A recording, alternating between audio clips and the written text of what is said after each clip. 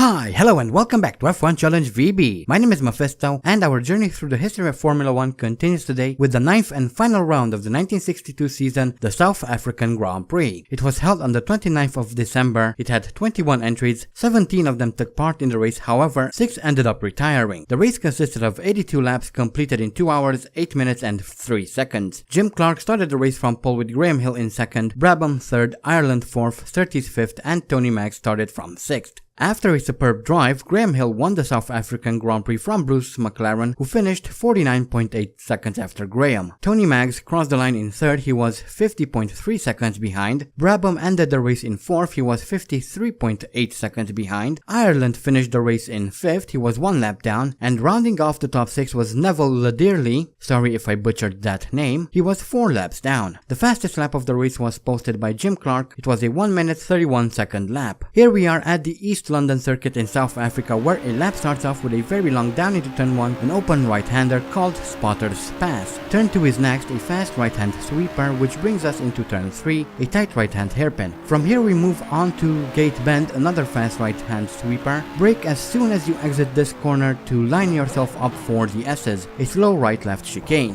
which brings us into Cox Corner, a medium speed left-hander. Then we come through the sweeper, a fast right-hander, and next is the final corner of the track, Beacon Bend, a tight right-hand hairpin. This brings us around onto the main straight, and that is a lap around the East London circuit. Before we move on, I would like to tell you that I will be making an announcement at the end of this video, so make sure to stay tuned until the very end. And here we are in qualifying for the South African Grand Prix, coming around to set our first qualifying lap. A 1:59.58 and not a very good lap, to be honest, but hopefully we can, or rather I can improve on that, and I did in fact try to do my best and managed to post a 1:32.2. however that was the fastest I could go, which apparently means that we will be starting from 13th if nothing changes as my car bounces around on the track. Obviously no previous Grand Prix winners, this is the first time we will be racing in South Africa.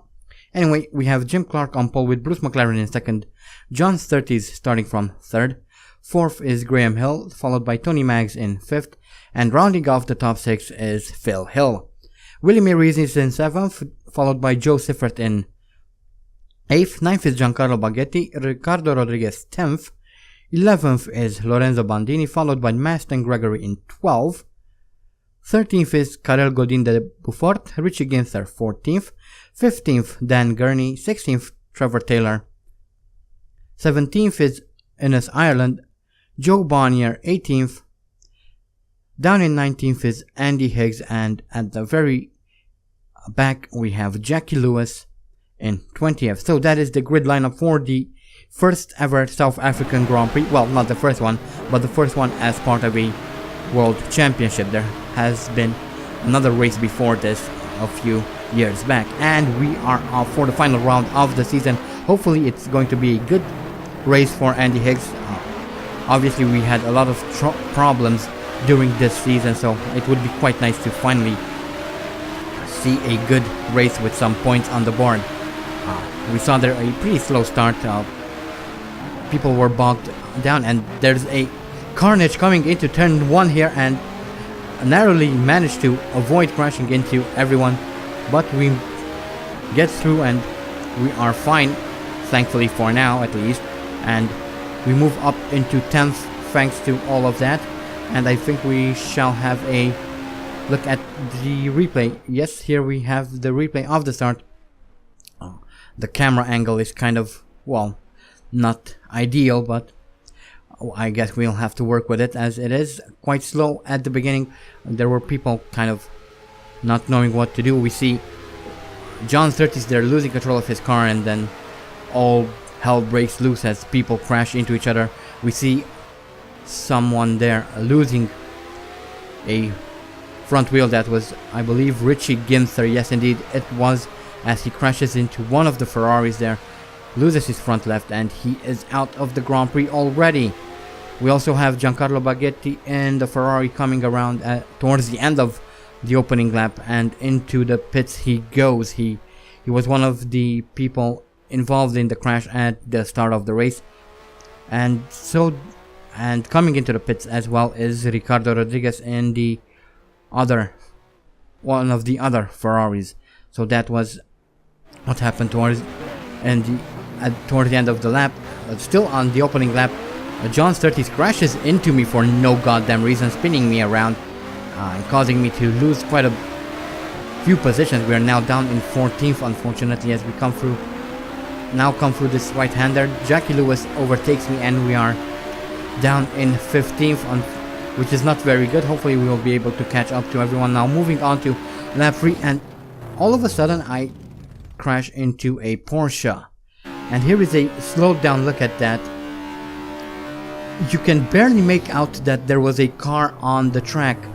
The silver gray of the Porsche is so similar to the color of the pavement that it was very difficult to see that it was there, especially coming at high speed. So that's quite unfortunate, and it means that we will be retiring from the race because, well, that's the car completely totaled. Very, very unfortunate. There was another, well, retirement on this lap, obviously. That was Joe Bonnier in the middle of the road, and I have no idea why he's stopping in the middle of the road. The game didn't give a reason for it. He just stops for no apparent reason. Whatever the case, we are out of the Grand Prix, and that's the end of the 1962 season for Andy Higgs. Very, very, very disappointing.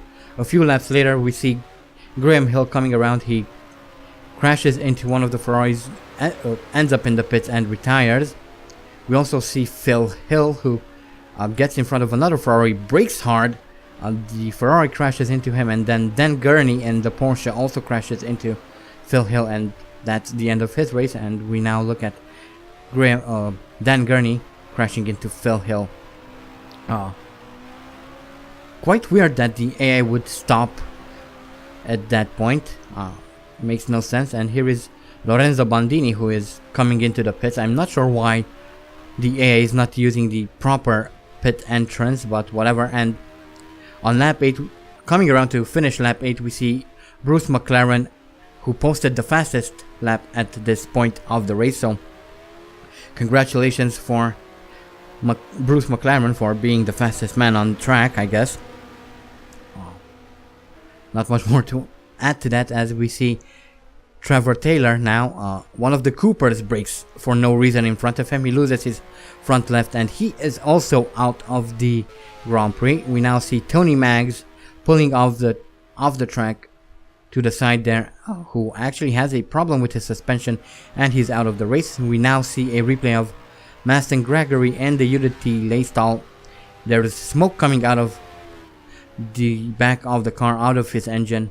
Obviously his engine is not very healthy at this point. He pulls to the side of the track, and that's the end of his race as well. And we are now looking at a replay of Bruce McLaren, who also has a suspension problem, pulls into the pits, and he is out of the South African Grand Prix as well. As we now move on further towards the end of the race, we see Joe Siffert, who loses control of his Scuderia Filippinetti Lotus there, and I'm not quite sure what's happening. This camera angle is not very helpful, but he did in fact retire after this. And here we see Willie May Rees coming around to win the South African Grand Prix. I think this is actually the first time he's ever won a Grand Prix since he's joined Formula 1.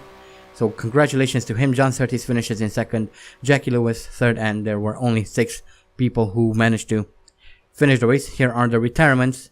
Unfortunately, we number ourselves among them, and we actually retired quite early on in the race, which is quite disappointing for Andy, considering all the things that have been going on during the course of this season. But anyway, here are the career statistics, and this was Andy's 111th Grand Prix. His best start is from first, has 8 pole positions, has set 16 fastest laps. His best finishes in first, has completed 73 races, 57 of them in the points, has won 35 Grand Prix, 4 at the Indianapolis 500, 6 in Monaco, has 7 championships under his belt, has scored a total of 388 points, has retired 38 times, has experienced 2,423 out of 3,003 laps, has 6 bronze trophies, 9 silver trophies, 35 gold trophies, and as an extension 35 podiums.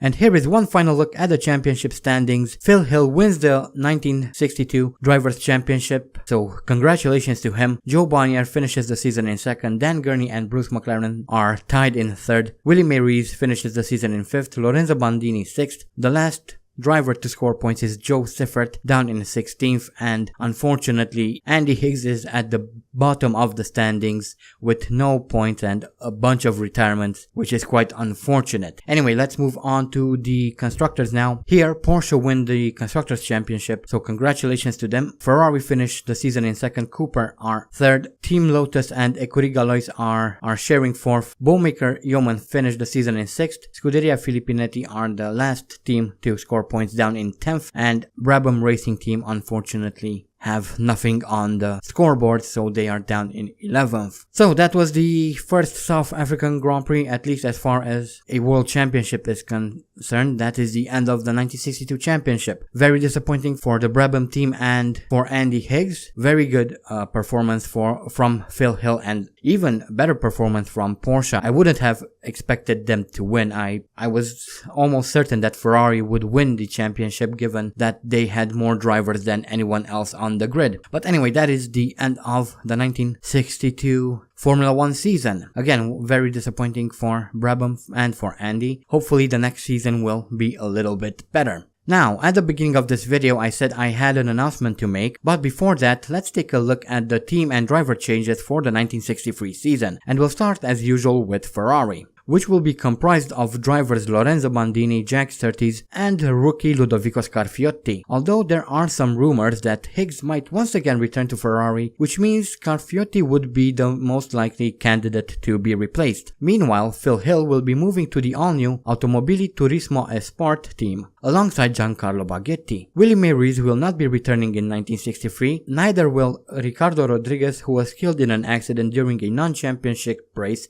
in his home country Mexico. Cooper will be headed by the same lineup as in 1962 with Bruce McLaren and Tony Maggs at the wheel. Owen Racing will also have the same lineup with Graham Hill and Richie Ginther. No changes over at Lotus either, their drivers being Jim Clark and Trevor Taylor. Although rumor has it that Higgs might be returning to this team, in which case he will be replacing Trevor Taylor. Porsche and Bowmaker Yeoman will not be returning in 1963. However, Écurie Marsbergen will, and Karel Godin de Beaufort will be their driver, and he will be joined by newcomer Gerhard Mitter. The UDT Lacestall team will also be missing from the 1963 grid, but the Brabham Racing team will not be missing however. And this time Jack Brabham will be driving himself, although he will be joined by Dan Gurney. This is only if Andy Higgs decides to leave the team, and of course his future is uncertain at this point, with many teams wanting to have the 7-time world champion behind the wheel of their cars. Écurie Galois and Scuderia Filippinetti will not be returning to the grid next year either. However, there will be quite a few new teams joining us next season, and these are Rec Parnell Racing. Their drivers will be Hap Sharp, Chris Amon, and returning French legend Maurice Trintignant. British Racing Partnership, or BRP for short, is another new team coming in 1963. Innes Ireland and the newcomer Jim Hall will be driving for them. Joe Siffert will be starting his own team called Siffert Racing Team, and he will be the designated driver. Another new team joining us next year is the Scirocco Powell Racing Team, with rookie Tony September behind the wheel. Rob Walker's team will be returning in 1963 under the RRC Walker Racing Team banner, and his driver will be Joe Bonnier. There is one more team joining us on the grid in 1963, and it's called Team Parnell Racing with Maston Gregory at the wheel. So those are the team and driver changes for the next season, and before I wrap up this video, I'm going to talk about this announcement I mentioned at the start of the video. I have a friend who streams all sorts of video games over on Twitch from time to time, and we were talking the other day and thought it would be interesting to do a stream together. Well, he is the one who will be hosting the stream. I will only be a guest there, so I will not be streaming nor will I be recording any of it. And actually, this is going to be a series of streams we plan on doing throughout the coming months, the first of which will take place about 2 weeks from now. At this point, you might be wondering what we will be streaming. Well, the game that we will be streaming is, cue the drum roll.